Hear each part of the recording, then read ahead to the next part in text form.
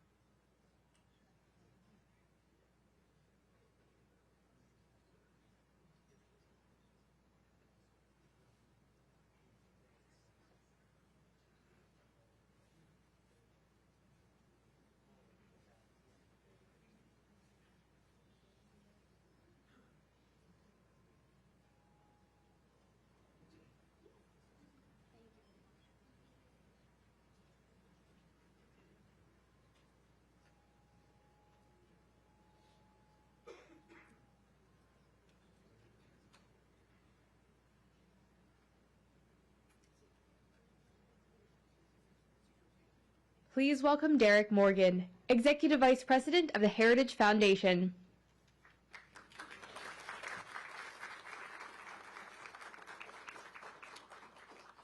Thank you very much, and welcome everyone to the Heritage Foundation. We're delighted that you joined us today, and thank you for your patience as well as we undergo a historic event here. I have a few very brief words, and then I have the privilege of welcoming our distinguished guest, who will give remarks and then answer questions from the media. U.S. foreign policy should be driven by the pursuit of a strong, safer, and more prosperous America. As President Trump rightly recognizes, that means paying special attention to our hemisphere. We are blessed by so many of our neighbors who want to live in peace and respect their people. Because of our geographic, economic, and societal ties, malign developments in the Americas make the United States disproportionately vulnerable. If you don't believe that, then just ask some of the hundreds of thousands of American families who have lost loved ones to deadly drugs in recent years. Or notice how China, Russia, and Iran have all invested heavily in establishing a strategic foothold in our hemisphere. Nicolas Maduro led an anti-American socialist regime that weaponized deadly drugs, mass migration, and tren de agua against our towns and our cities. Meanwhile, he offered American adversaries an operating base. The American people, the Venezuelan people, and our entire hemisphere are far safer today because President Trump boldly sent U.S. Special Forces and the Department of Justice to capture Maduro and to bring him to justice. Securing our hemisphere also means working with our friends, our partners, and our allies. And the United States has many. We are honored to have one of those friends with us here today. María Corina Machado has been a brave fighter against Nicolas Maduro and the regime since it began to take form. Unlike many others in Venezuela and Washington, she recognized the danger from the very beginning. The Venezuelan people rewarded her principled opposition by casting their ballots amidst harsh repression from the regime. Her efforts, along with those of President Trump, have brought Venezuela closer to the restoration of freedom, stability, and security. And we all hope to see the return of legitimate elections in Venezuela in the near future. We are honored to host history here at the Heritage Foundation and important conversations like the one you are going to participate in today. Here, we work to build an America where freedom, opportunity, prosperity, and civil society flourish. I'm delighted to welcome to the stage María Corina Machado.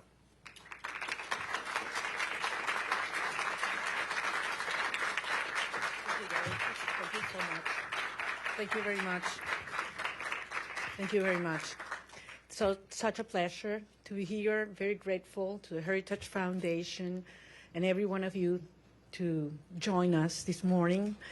I have to say that looking back what has happened in the last years and especially in the last days, it seems like a miracle to be sitting here in a free country in front of people that have also given their lives to fight for freedom and justice and democracy. And that's why I am very honored, not only with the Heritage Foundation, but with every single citizen of this country that has welcomed us and has honored the immense struggle that the Venezuelan people has fought for so long. And finally, we can say that we are, yes, the threshold of freedom.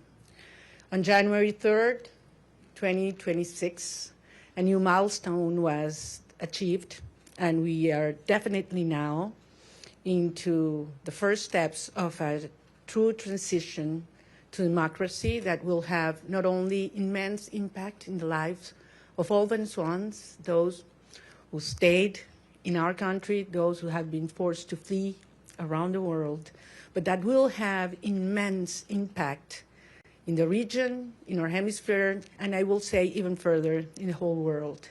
Because what we have proven is that a people determined to be free, even without resources, without money, without the free press supporting, even facing the most cruel tyranny, can prevail, because the force of conviction and the force of love is the strongest of all. I am very proud to be part of these generations of Venezuelans. Most of them have never known what it means to live in freedom or what it means to be part of democratic society, but they have risked their lives, their loved ones, everything they have, because they share that dream to live in a free country. It's all about human dignity. It's all about justice. It's all about love. And it's love for our children, love for our country, and love for freedom that has brought us here.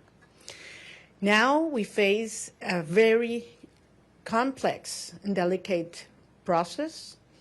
And as Venezuelans, we are absolutely grateful to President Trump, his team, his administration, and the people of the United States, because it took a lot of courage to do what he did.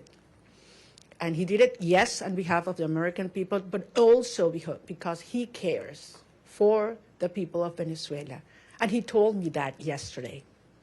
And I think that was the most important message I can bring back to my country. Tell the Venezuelan people that the American people and the President of the United States truly cares for the life, the well-being, and the future. I'm certainly talking about our political prisoners and all those who have been persecuted, those who are all today in exile. But I'm also talking about those children that are growing without their mothers because they had to flee to send food back, that are growing without education because public schooling in Venezuela works 2 days a week because teachers earn $1 a day and they need to get other jobs in order to eat, that are growing without health and food. And we have the generation that is suffering the highest levels of malnutrition in a century. That's our children right now. And it is because of them. It's because of saving lives that we're doing what we're doing right now. And that's why we're going to win. And the only thing I want to assure the Venezuelan people is that Venezuela is going to be free, and that's going to be achieved with the support of the people of the United States and the President, Donald Trump of the United States. So I'm very grateful to be here. We're facing challenging times ahead. We are prepared to do what it takes as a legitimate government. Edmundo González Urrutia and I have been in communication permanently all these days, and we feel not only with a mandate from the Venezuelan people, and that's why I'm here, and that's why what I convey to the President of the United States, but also with a huge task in front of us to prepare with all our teams around the world and in Venezuela to take over government when the right time arrives. So thank you very much, and I'm more than willing to hear your questions now. So I believe there's a procedure that has been designed, so because we thought there might be some interest today. Thank you very much. It's an honor to have you, Ms. Machado. I'm gonna start off with a question, and then we're gonna open it up to the press. My question to you, Ms. Machado, is you know the Venezuelan people more than anyone, and that's apparent from the very. You know the Venezuelan people more than anyone, and that's apparent from the very strong support that they've shown for you time and time again. I wonder if you could tell us a little bit about, I mean, as you know, your country has been destroyed by socialism, Cuba, Russia, and Iran looting your nation, your wealth. Do you see, and the primary victim of this has been the Venezuelan people, do you see a future in which, at all possible, where a free and fair election and return to democracy in Venezuela restores anything but a strong, staunched U.S. ally and a country that leaves behind the shackles of socialism? Well, thank you very much. Can you hear me? I'm hearing like an echo here. Yeah. We hear you. It's fine? Okay. Well, I'm very glad. No, there's a problem with an echo, right? No, please. So comfortable sitting down. You want me to stand up? You prefer that I stand up? No? That's better now? Okay. Look, I'm very glad we start with this issue because I understand that there are many concerns regarding the transition in Venezuela and compared to previous events in all parts of the world. And I always insist in the difference between what is Venezuela today compared to Middle East countries that went through change in governments or regimes. We're talking about a society that is perhaps the most cohesive in the region. I would dare to say even in the world. I ask you to think any other society in which 90% of the population wants the same. Not only that they reject the actual regime, but we want the same. There are not religious tensions within the Venezuelan society, or racial, or regional, or political, or social. I mean, there was one longing that brought Venezuelans together, and that was, we want our children back home. And it was that demand that I heard all around Venezuela in 2023, when we were moving forward to the primary process, that made me realize how powerful it was to unite a country, to tear down the barriers that the regime had built to divide us, you know, between rich and poor, black and white, left and right, military and civilians. And we brought a country back together. That's why I always said, you know what, Maduro's going to go. We're going to get rid of him one day or the other. What's important is the country that's coming afterwards. And it's a country based on shared values. We want to live with dignity. We want to live with the result of our work, our effort, a society based in merit, and not if you know the chavista who is in certain place at certain time. Women do not want handouts. They don't want to live in give their children a box of food that has a high cost, because then you have to lower your head and repeat what the regime wants you to say or dress as they expect you to dress. They want to live with their job well done. That's dignity. And that's what Venezuela deserves and wants today. And that's what we represent. So, of course, the result of this hard process will be a society based on these values. A society that is profoundly pro-America. And I want to insist on this. Delcy Rodriguez, yes, she's a communist. She is the main ally and representation of the Russian regime, the Chinese and the Iranians. But that's not the Venezuelan people, and that's not the armed forces as well. So I am profoundly, profoundly confident that we will have an orderly transition. This is a complex phase we are right now. Some of the dirty work is being done by them. But then the result of a stable transition will be a proud Venezuela who is going to be the best ally the United States has ever had in the Americas.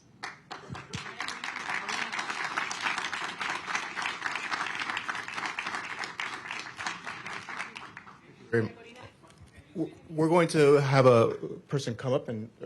Sorry for that. I'm going to leave. Thank you very much. Hi, thank you very much for coming. I realize there's a lot of interest. We're going to try to get to every question. I'm going to go through a list. There's outlets that have more than one reporter accredited, so I would like to please ask you to raise your hand so we can get one of our kind staff to bring the microphone to you as I call you out. Julio Vaqueiro from Telemundo, please. Hola, Julio. Hola, María Corina. Qué gusto verte aquí en Washington, D.C.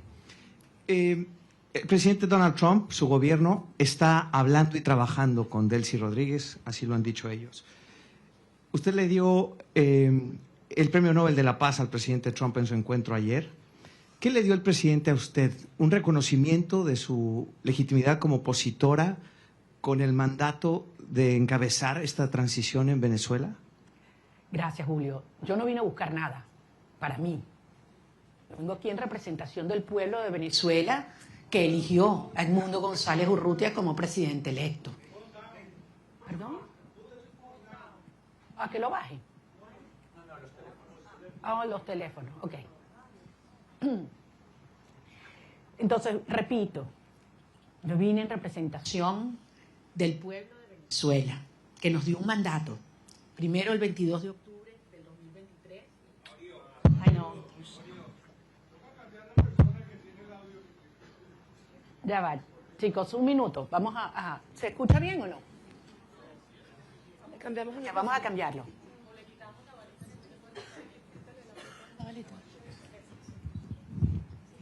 Ok, ahora está mejor. ¿Ahora sí?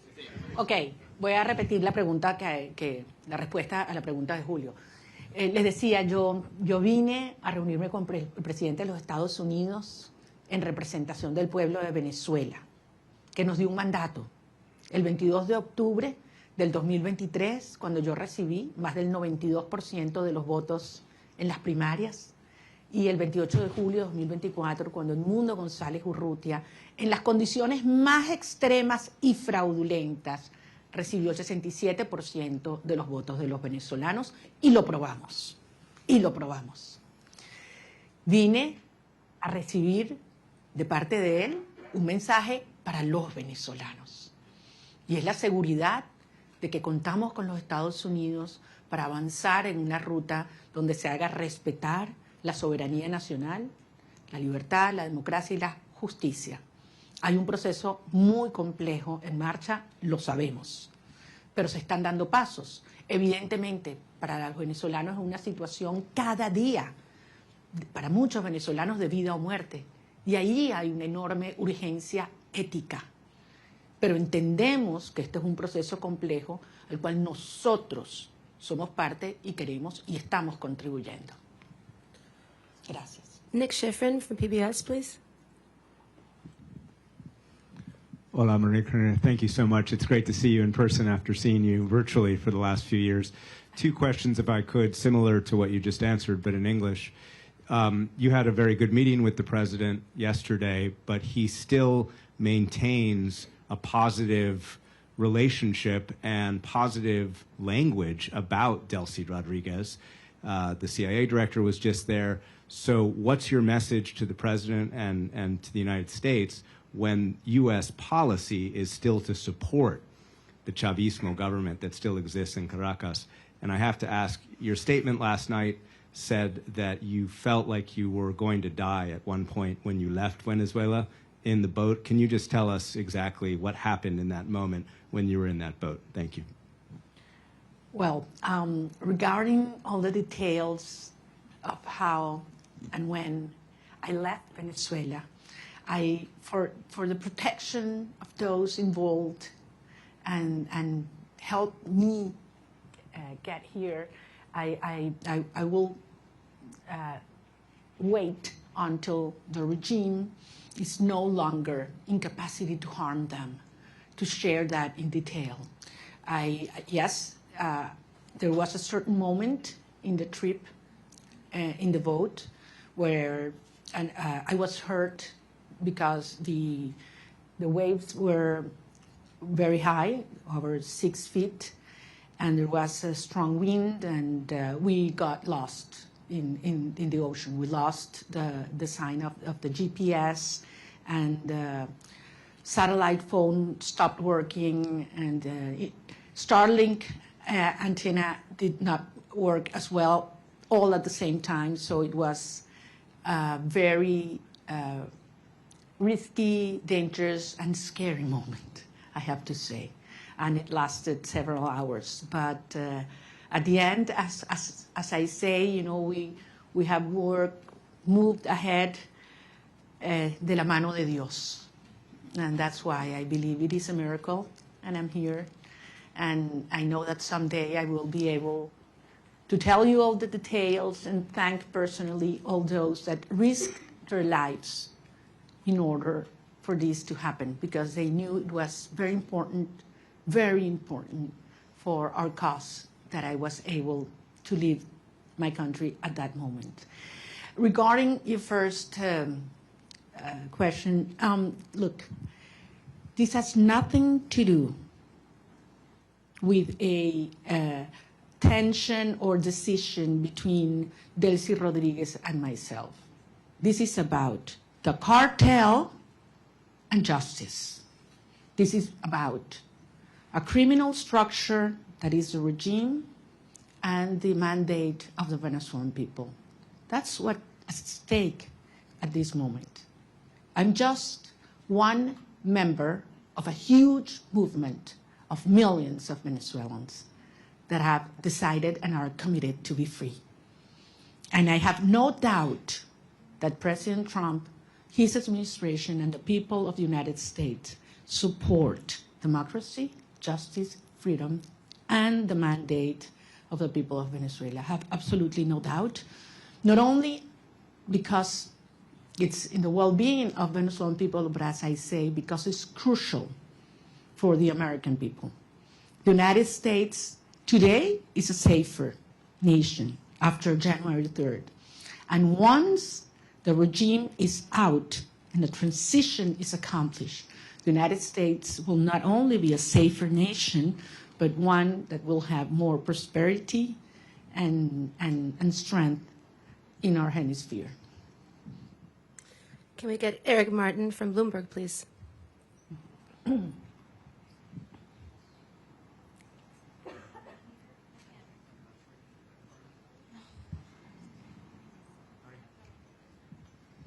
see. Sorry. Thank you. Maria Corina, would like to ask you about the timeline for democratic transition within Venezuela, because obviously the Constitution calls for within 30 days a new election. You've already been recognized by a number of countries, including the U.S. in 2024, Edmundo Gonzalez as having won that election, and accusations that the election was stolen by the Maduro regime. As you've mentioned, you overwhelmingly won the primary in 2023. Do you have an expectation, is your expectation that the next step in this process would be a new election in Venezuela? Do you expect that to happen in 2026? Or what does the roadmap look like from getting from today's government by Delcy Rodriguez, the government de facto that is in control, to a democratically elected government? Thank you. Thank you. Thank you, Eric. Well, if the Venezuelan Constitution were respected, we wouldn't have 1,000 political prisoners. We wouldn't have 9 million people, fleeing and living around the country. We wouldn't have our president-elect exiled in Madrid. I mean, he would have taken power on January 9, 2024. So 2025, sorry. So we realize that there's no rule of law in Venezuela. I don't know actually if you're aware, Venezuela is currently in the last place globally in terms of rule of law. Out of 142 countries that have been evaluated by the World Justice Project, Venezuela is in place 142. So much for the Constitution. At the end, it is a matter of strength, and that was what made this process, started on January 3rd, happen. I mean, that was the main difference. The regime realized that they are facing the strength of the people organized, but mostly, in this last phase, the strength of the democratic allies that are concerned about the structure of the regime, of the criminal regime in Venezuela. So this is a process that has several phases. We are in one that it's complex, as I said, in which the regime is forced to dismantle themselves. Some of the structures that have been maintaining them in power, starting with the repression system. That requires not only that all political prisoners are liberated, but that they are free. The fact that you are not in a prison doesn't mean that you are free. In Venezuela, they have left the jails, but they cannot speak to the press. They cannot leave the country, and they are still terrified. All torture centers have to be closed, and certainly there have to be guarantees for journalists to speak out, and those who have left the country to come back and organize and make the will of the people be respected. Eric, believe me, I understand the urgency. I have been speaking with the families, not only of those that have been freed or liberated these last hours, but especially with those that have not, and that they don't know where their loved ones are right now. They have simply disappeared. I'm talking about hundreds of people. Actually, we found out in these last hours that there were more political prisoners than we thought, because many families had been scared just even to denounce that their loved ones had been in prison or disappeared by the regime. So some of those that have been liberated were not even registered by us. So, and this is still in place. I mean, there is a criminal structure of terror not only on the civilian population, but also in the military. So that one of the main urgencies and priorities that have to take place in the days to come is we need to dismantle that terror structure by the DGCIM or la Casa Militar, which are those that have committed crimes against humanity and that are those that have not only the civilian but the military under terror and neutralized. Once these steps are taken, then we can move forward in the reinstitutionalization of our government, and eventually we will have free and fair elections. And I'm talking about governors, mayors, National Assembly. We need to have, the will of the people be expressed freely. I have to remember that in the last election, presidential election, where our president-elect Edmundo González won, nearly 40% of Venezuelans that have a right to vote couldn't do it because the regime wouldn't allow them. That's one of the main things we need to correct. Every single Venezuelan living in Venezuela or abroad should have the right to vote as soon as possible. Thank you. Gaby Peroso from BPI, please. Hola, Gladys. Ahí tienes mi cámara. Sorry. Gracias.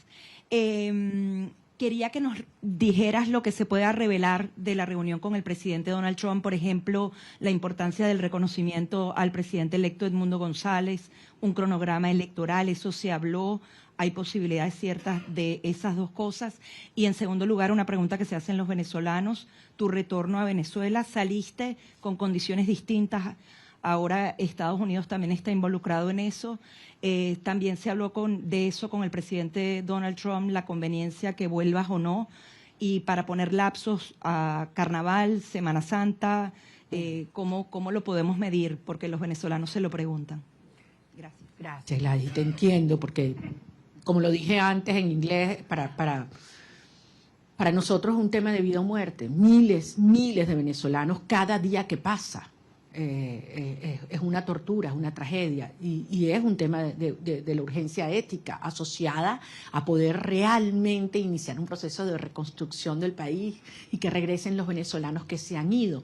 Como ustedes comprenderán, los detalles de la conversación con el presidente no lo voy a hacer público, es parte, por eso fue una conversación privada y yo soy rigurosamente respetuosa de los términos de cada conversación. Sí, porque esto depende de lo que yo dije y que además lo he dicho públicamente, voy a decirles que por supuesto que insistí en mi deseo de regresar a Venezuela lo antes posible. Y lo voy a hacer. Voy a regresar a Venezuela lo antes posible.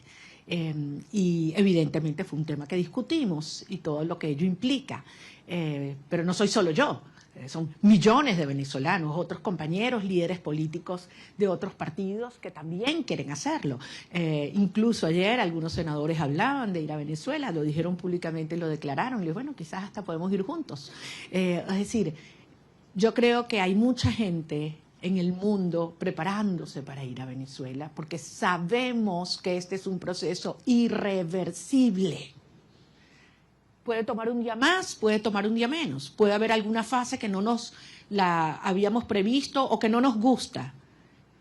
Eso es verdad. Es un proceso tremendamente complejo, desmontando una estructura que tiene 27 años en el poder, destruyendo todo, aliados con los rusos, con el régimen iraní, entregando nuestras riquezas a China, ofreciendo el territorio venezolano para que opere Hezbollah, Hamas, los carteles de la droga, la guerrilla colombiana. Todo ha entrado, persiguiendo a la sociedad, acabando con nuestras instituciones. Y no pudieron. Tenido toda la plata del mundo. Por aquí tenía yo la cifra de lo que fue, lo que le ha entregado el régimen chavista desde el 99 hasta este año en petróleo venezolano regalado a Cuba. Estamos hablando de cerca de 5 billones de barriles de petróleo. Es una cifra monumental, regalada. Entonces a mí no me vengan a decir que quién se está agarrando el petróleo en Venezuela en este momento.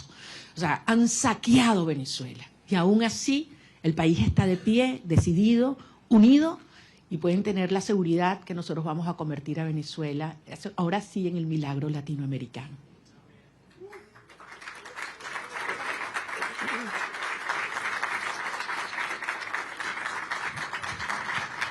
So this was supposed to last until noon. It is now noon, but if everyone's game to stay, we stay. Paolo Mastrolli from La Repubblica, please.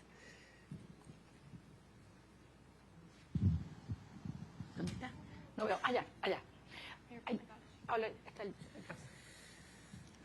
Thank you very much for doing this. You met in Rome with Pope Leo. Can you talk about what you discussed with him, if the Holy See is willing and able to help you in this transition? Thank you very much. That was a very important meeting. I'm a Catholic, as you know, and believe me, during my trip, I prayed a lot. So I was able not only to talk to him, but to present to him some of the rosaries that I had brought with me during the trip. And it was a day that marked my life in a personal dimension, but also I had a reassurance of the Holy Father that he knows very well what's going on in Venezuela. He knows what the Catholic Church is going through because of the persecution and pressure on our bishops and priests and nuns. And I believe that he's not only concerned, but actively helping and supporting a peaceful transitional process to take place. I think it was a very important and timely message to Venezuelan society, which is mostly, as you know, Christian. So I think it couldn't have been in a better moment, and it brought a lot of hope and reassurance to our people. Thank you. David Alandete from Diario ABC, please. Aquí está David.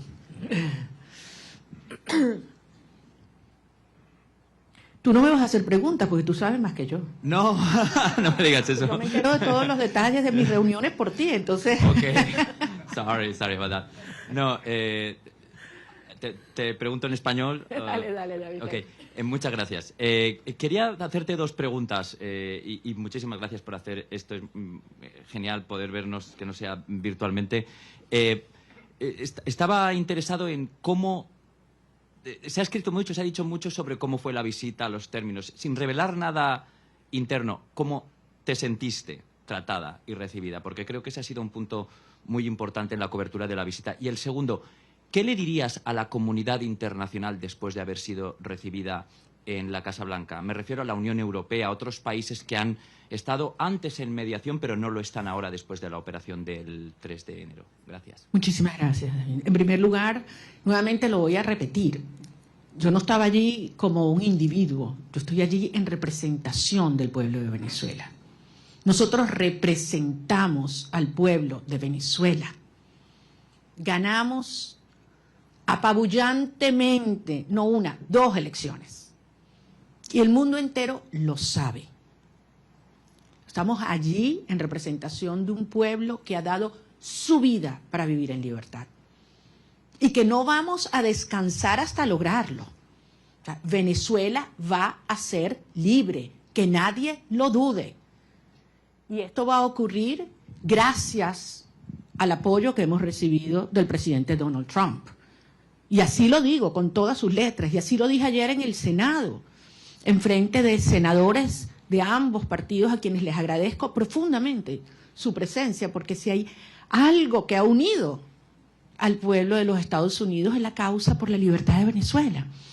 Y así queremos que siga siendo, porque el pueblo de Estados Unidos entiende cómo la libertad de Venezuela afecta a todo el hemisferio. Indiscutiblemente para los venezolanos es un tema existencial, pero es un tema prioritario. Yo sentí un enorme respeto hacia el pueblo de Venezuela ayer, cuando entramos a la oficina Oval. Y no sé cuánto iba a durar la reunión, pero la verdad es que sentí que pasaba el tiempo, podíamos conversar de todos los temas con absoluta honestidad, crudeza. Bueno, ustedes me conocen como yo soy, yo digo lo que siento, lo que pienso y con mucho respeto, sin lugar a dudas. Estoy nada más y nada menos que en la oficina del presidente de los Estados Unidos, frente al presidente de los Estados Unidos, pero consciente de la responsabilidad de este momento único. Y salí de allí y se lo decía anoche en una entrevista que grabé con Rachel Campos, le decía, me impactó la preocupación que él me transmitía sobre la situación de los venezolanos hoy. Cómo están los niños, cómo están los jóvenes, cómo están los ancianos, cómo está el sistema de salud, cómo está el sistema de educación, cómo están las familias, qué planes tenemos. O sea, yo creo que quizás públicamente se da a conocer más las preocupaciones por temas económicos, energéticos, etcétera, pero yo ahí pude tener una conversación con un ser humano que le duele lo que están viviendo los venezolanos, que le preocupa y que está genuinamente comprometido con su bienestar.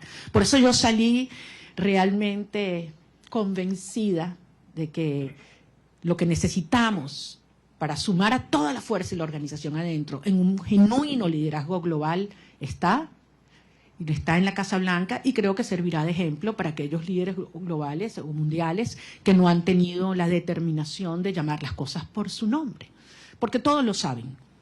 A estas alturas no hay excusas. Están los informes de Naciones Unidas y el Fact-Finding Mission, donde se demuestran los crímenes de lesa humanidad que ha cometido Nicolás Maduro, Delcy Rodríguez, Diosdado Cabello, Vladimir Padrino López. Eso está allí, con nombre y apellido, testimonios desgarradores.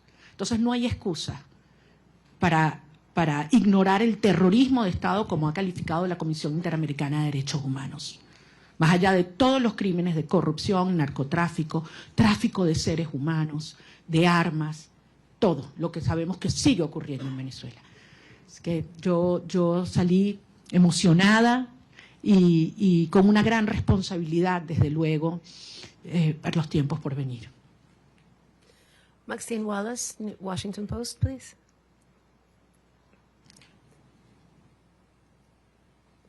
Maxine is not here. Washington Post. Washington Post, here.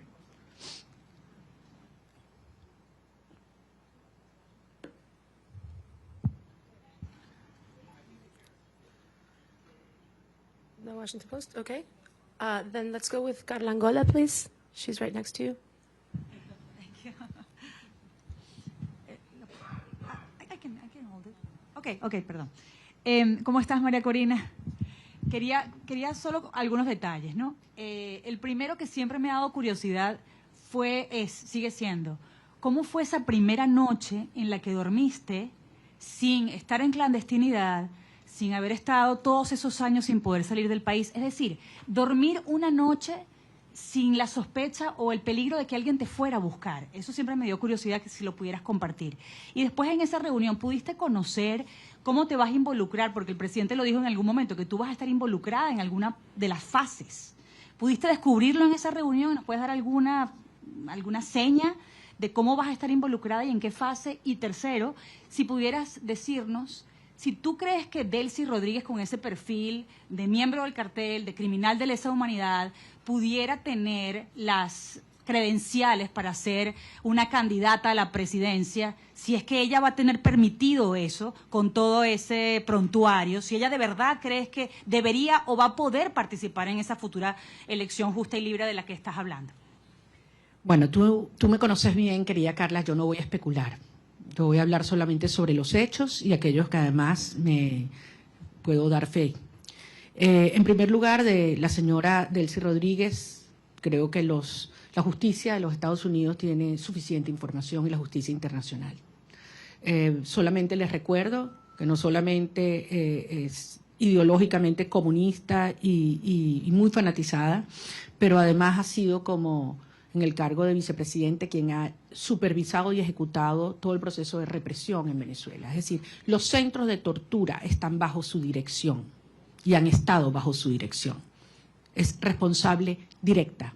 Además, ha sido parte del diseño de bypassear las sanciones de los Estados Unidos, la justicia de los Estados Unidos, para poder obtener y seguir haciendo transacciones financieras con países que son enemigos de los Estados Unidos. Entonces, queda muy claro cuál ha sido y cuál es su perfil. Con relación al rol que vamos a tener el gobierno electo en estos próximos pasos, es algo que no hay que descubrir, es algo que hay que construir. Y ayer dimos un paso y evidentemente es algo que está en diseño, en construcción y veremos día a día cómo va ocurriendo. Como yo se los decía siempre a los venezolanos, it's one day at a time, ya estamos en una fase que es 1 hour at a time. Y como son las cosas en Venezuela, ya ustedes saben cuál va a ser lo próximo, ¿no? Entonces aquí nadie se aburre en materia de las dinámicas en Venezuela porque están pasando muchas cosas. Y muchas veces, y yo sé que tú lo dijiste una vez, creo que David también, que cuando yo estoy más callada es cuando más duro estamos trabajando. Entonces, sí les pido en ese sentido, y yo sé que los venezolanos tienen profunda confianza. Miren a dónde hemos llegado. Con relación, se meten mis temas personales, y esos son los que más me cuestan, a lo que fue la salida, lo único que les puedo decir es que yo no dormí esa primera noche. Yo primero tenía 16 meses en los cuales cada ruido que ocurría, sonaba algo, inmediatamente me despertaba. O sea, tenía 16. Y esa sensación de que puedes dormir en paz, segura, de que un ruido no implica una amenaza, es algo que toma un tiempo procesarlo. Yo me levanto algunas veces y no estoy sola. Abro los ojos y puedo abrir la ventana, ¿no? Son cosas que quizás para muchas personas son take for granted, ¿no? Hay que vivir esto para valorar la libertad. Y la verdad es que si hay algo que yo tengo que hacer es darle las gracias y pedirle perdón a mi familia, porque hay que ver lo que esta experiencia les ha traído, ¿no? A todos, a las familias de todos los que estamos involucrados en esta causa, ¿no? No es solo la mía. Yo hablaba ayer con la madre de un muchacho que liberaron y la verdad es que es admirable. Y cuando he hablado con cada uno de los presos liberados, es tanta la admiración, porque los que me dicen es, lo volvería a hacer, María Corina. Antes de saludarme, lo primero que me dicen, quiero que sepas, lo volvería a hacer. Y después, te adoro, te quiero, no sé cuánto me muero por verte. Pero lo primero es, quiero que sepas, lo volvería a hacer. Yes. Can we get Vera from the Wall Street Journal, please? Vera's not here. Wall Street Journal? Okay, then we go with Ilia Calderon from Univision.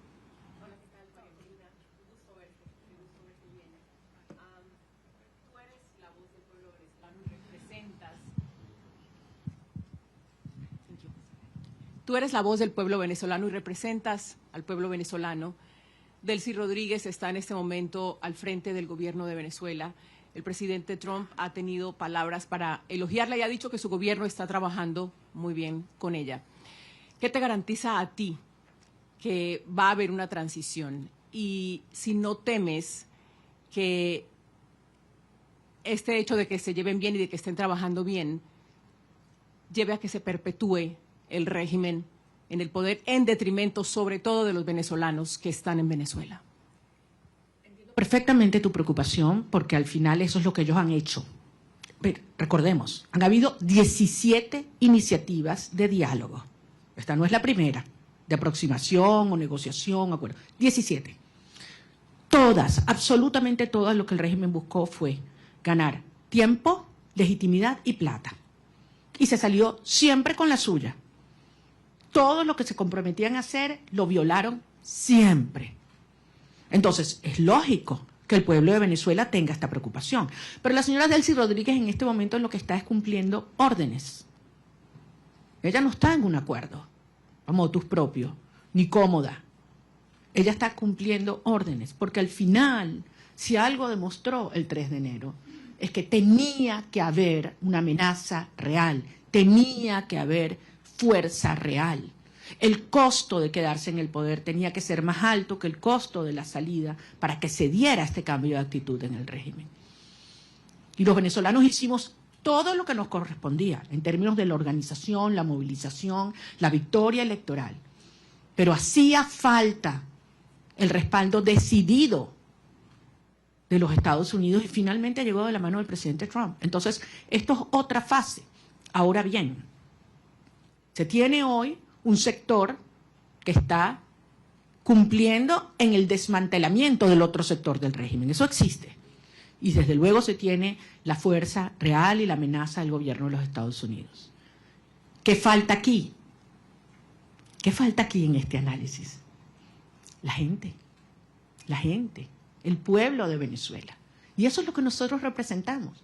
La legitimidad y la garantía de una transición ordenada que tiene que tener el respaldo del pueblo de Venezuela. Cuando tú tienes un pueblo unido, no hay manera de ignorarlo. Y yo sé que ese no es el objetivo del presidente Trump o del secretario Rubio, todo lo contrario.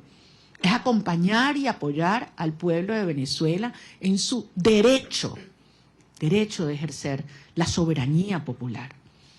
Ahora estamos en una fase compleja que aspiramos poder cumplirla de la manera ordenada, controlada y más rápida posible.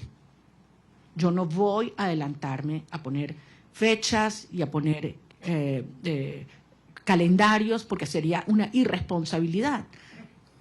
El 2 de enero, ¿quién habría pensado que estábamos tan cerca de iniciar esta fase? Y nos dijeron que era imposible, by the way. Nos dijeron que era imposible que ocurriera lo que ocurrió. Y hoy Nicolás Maduro está enfrentando la justicia internacional. Dime tú la magnitud del paso que hemos dado. ¿Estamos listos? Obviamente no. Pero fueron 27 años para montar esta estructura. Y estamos avanzando con paso muy firme. Y yo sé que esto se terminará acelerando y canalizando, porque finalmente los vectores están todos alineados.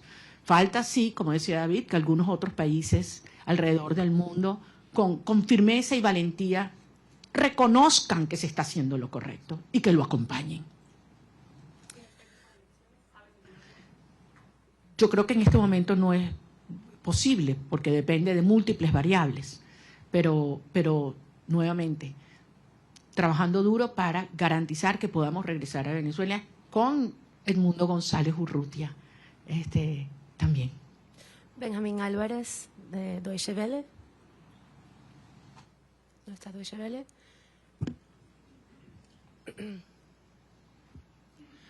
Muchas gracias. Una pregunta refiriéndome a lo que acaba de mencionar de que Delcy Rodríguez está recibiendo órdenes y no está cooperando con la administración Trump. ¿Cómo ve esta reunión de 2 horas que sostuvo Delcy Rodríguez con el presidente de la CIA el día de ayer? ¿Y no le preocupa esta cooperación tan cercana que está buscando la administración de Trump con ella y con la gente cercana al régimen? Yo no quiero especular, no conozco los detalles. Ahora, si los Estados Unidos obtienen la información que necesita por parte de esta señora, yo creo que ese es el tipo de cooperación que nosotros esperamos, sin duda, y nos conviene, sin duda. Yo entiendo que para muchas personas esta es una situación difícil de entender. Para muchos venezolanos quisiéramos que esto evolucionara probablemente de una manera más rápida y trabajaremos para que así sea. Pero desde luego, pocas personas tienen tanta información sobre la estructura criminal de la tiranía como quien fue parte de su diseño. Así que sin duda tiene información que le debe ser de altísimo valor al director de la CIA. We're going to take a couple of questions in English. Eric from Politico, are you here? Please.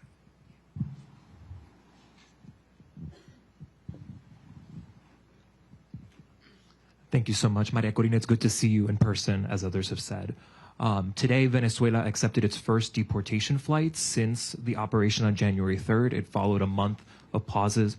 There's been some worry that Rodriguez could use migration cooperation with the United States as a way to fray pressure to go towards elections or to dismantle criminal networks in the country. Do you share those concerns that she could use an issue that is very central to this administration's foreign policy? Thank you very much. We all know how this regime weaponized migration against several countries, not only the United States. And migration in Venezuela was designed by the regime.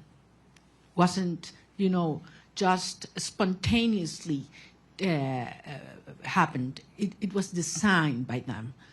And certainly they've tried to use our people as that trade bargain, in trade which is very, very painful.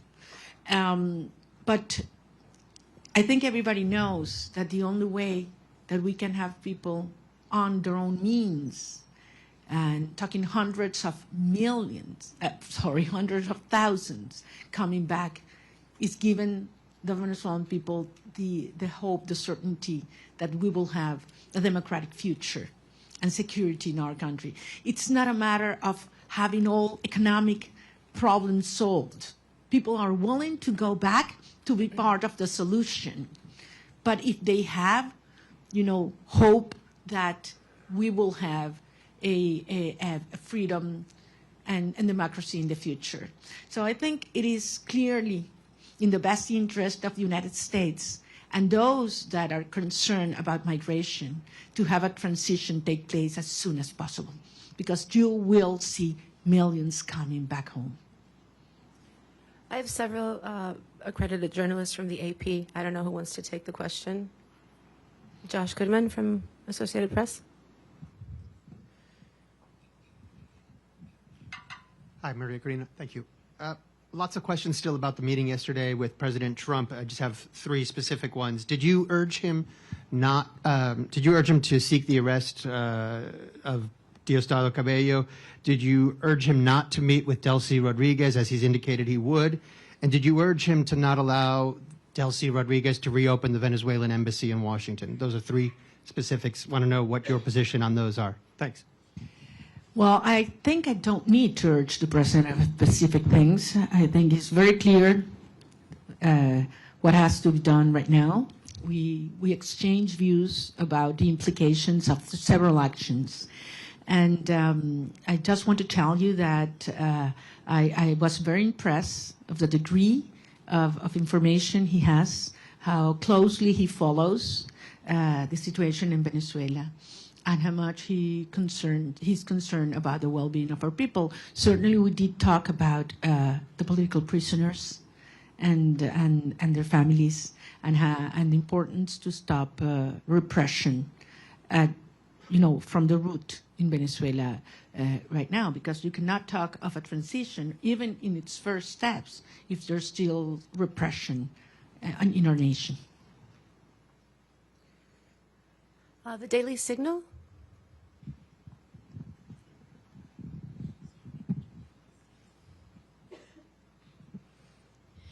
Thank you so much. Wondering regarding your meeting with President Trump yesterday, do you believe that you earned the trust of the president?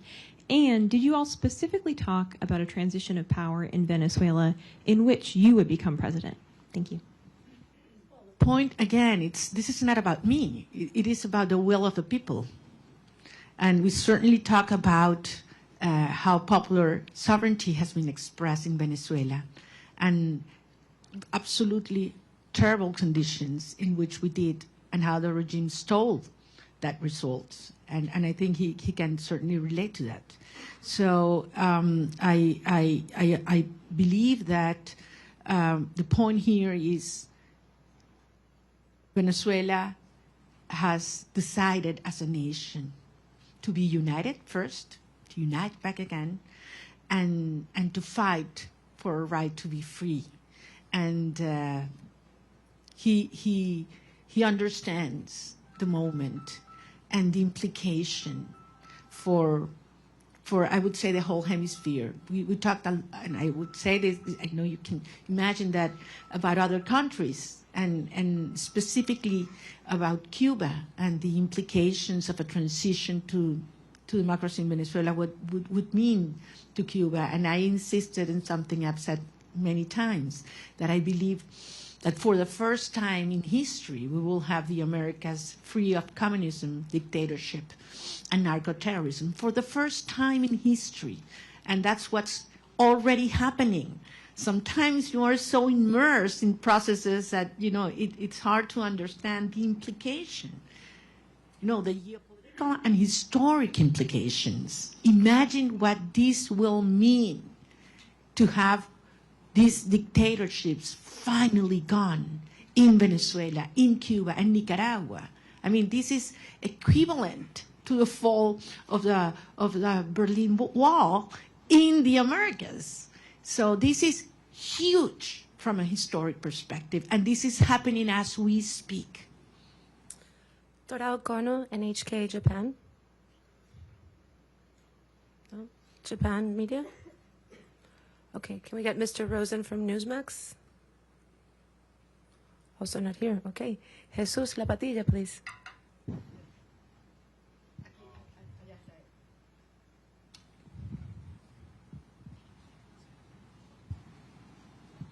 Okay. I was wondering if President Trump he's aware of how many political prisoners have been released so far. I mean, it's less than 10%, and I was wondering if he's aware of that, and if he's told you some strategies that he will do to enforce, to make them release in the next months or weeks or something. Certainly aware. President Trump is certainly aware of what's happening with the political prisoners, how they are not being complying as they were expected, and committed to see that happen. I have no doubt. Well, what specifically he plans to do, we didn't get involved into that, but I trust his word that that's something it will take place. And as you know, Jesus, and we've talked about this is one of certainly my top priorities right now, certainly. We do have another media outlet from Japan. If you're in the room, please raise your hand. No? Okay. AFP, Agence France Presse, over there.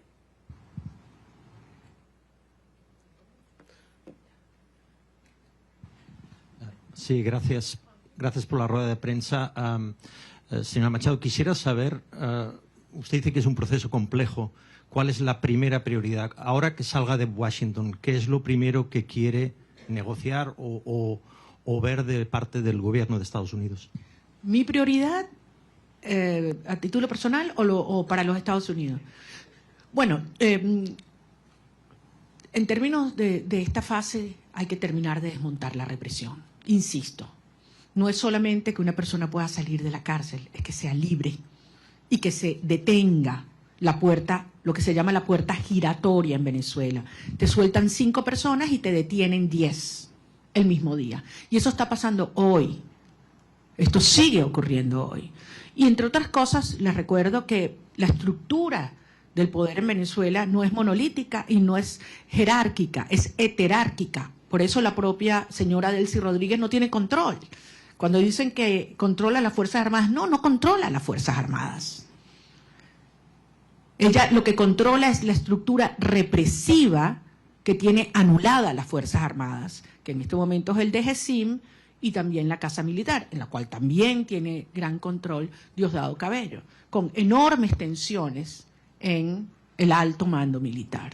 Las Fuerzas Armadas, en más del 80%, están con nosotros. Si no, no hubiéramos obtenido las actas el 28 de julio.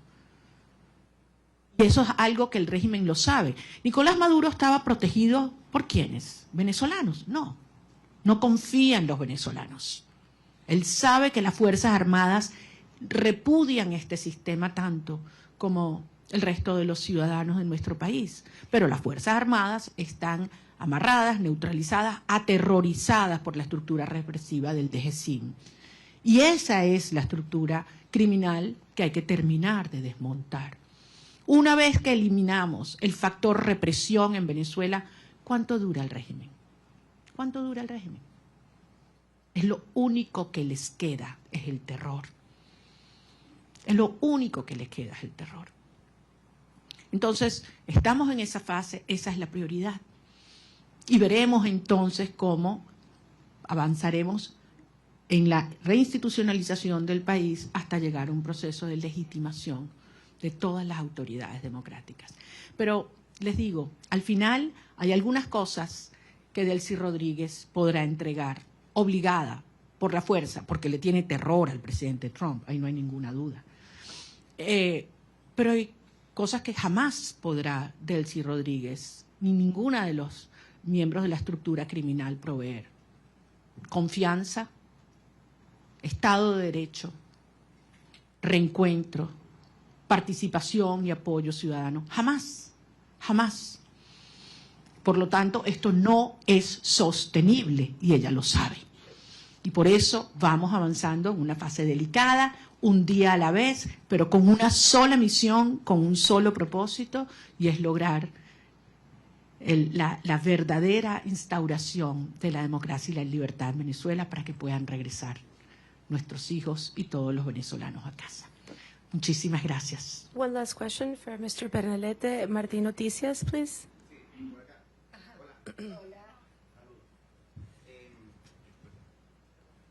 María Corina, gracias por la oportunidad, gracias a todo el equipo.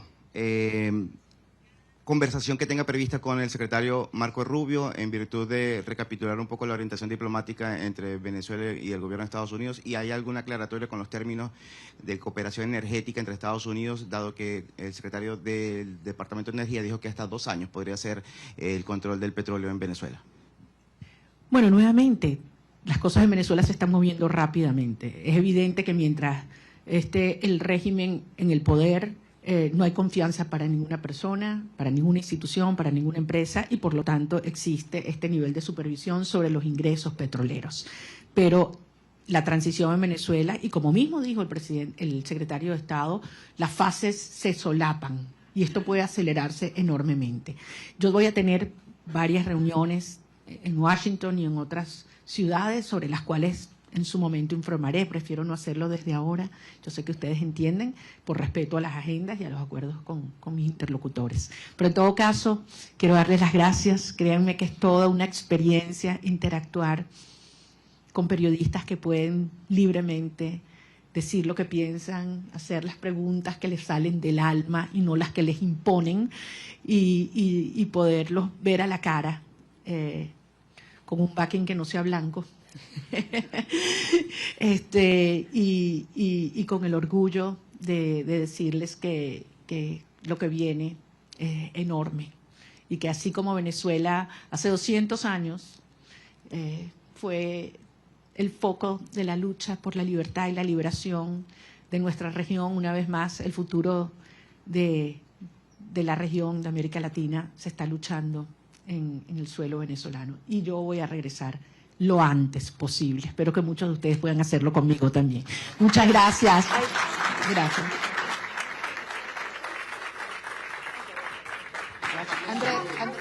Thank you very much.